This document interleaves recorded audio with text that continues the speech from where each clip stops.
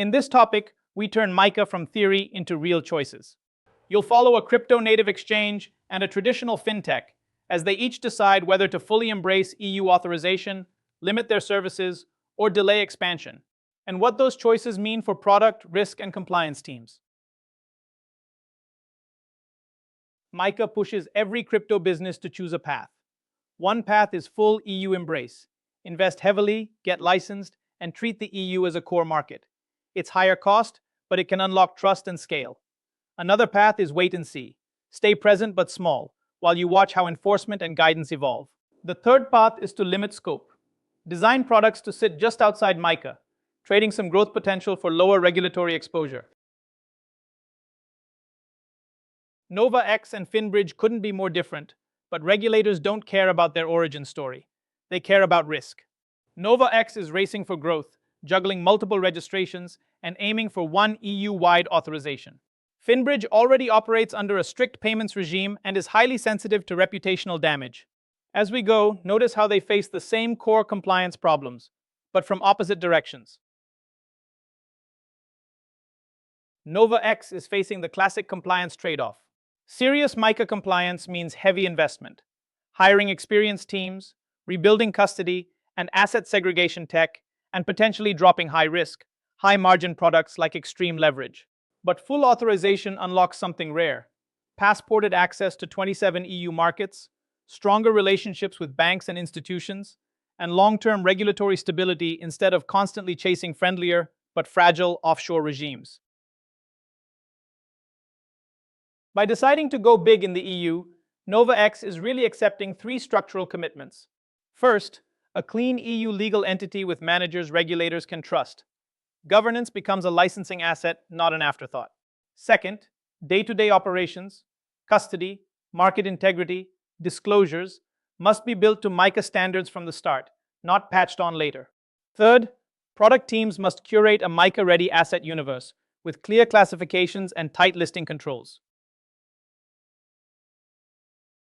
FinBridge starts from the opposite place: a tightly regulated payments business with strong licenses, a trusted brand, and a conservative risk appetite. Now the crypto team wants to add buy, sell, trading, and maybe custody. The tension is this: every new crypto feature could pull the whole group into MiCA CASP territory with heavier capital, conduct, and governance rules. So the core question is, which innovations are worth that regulatory cost, and which are better kept outside or done via partners?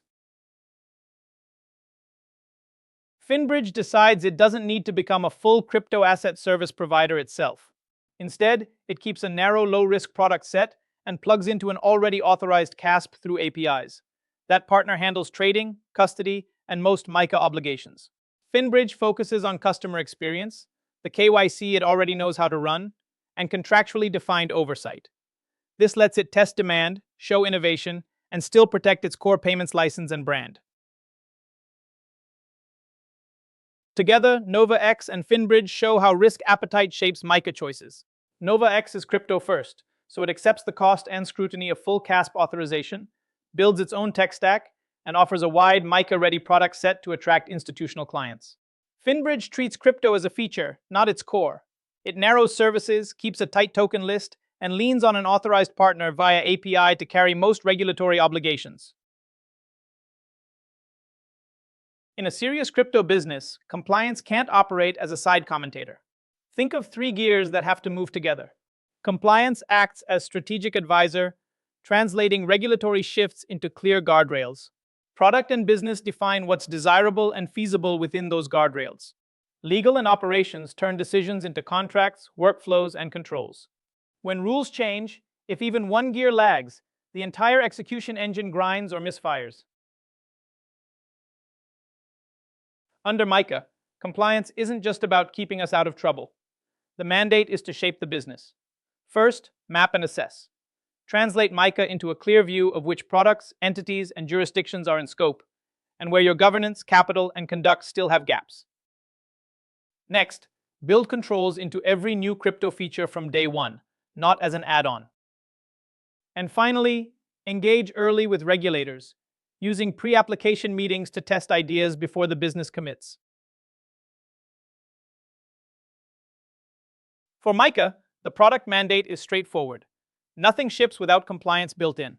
Product, legal, and compliance should co-create concepts from the start, not after launch.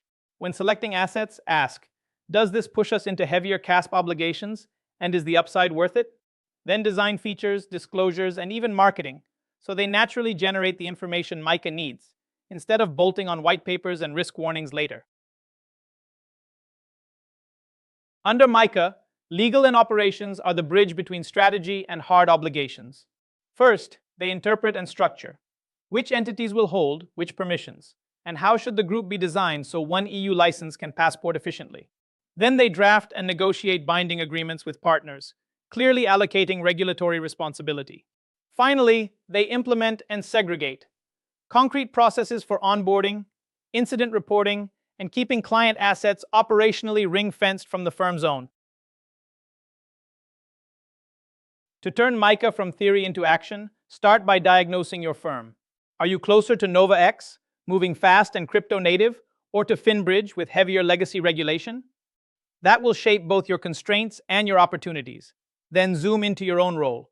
Where can you directly unlock MiCA readiness? Through gap analysis, product decisions, or regulator dialogue. And finally, push for true cross-functional ownership, so business, legal, risk, tech, and compliance move as one.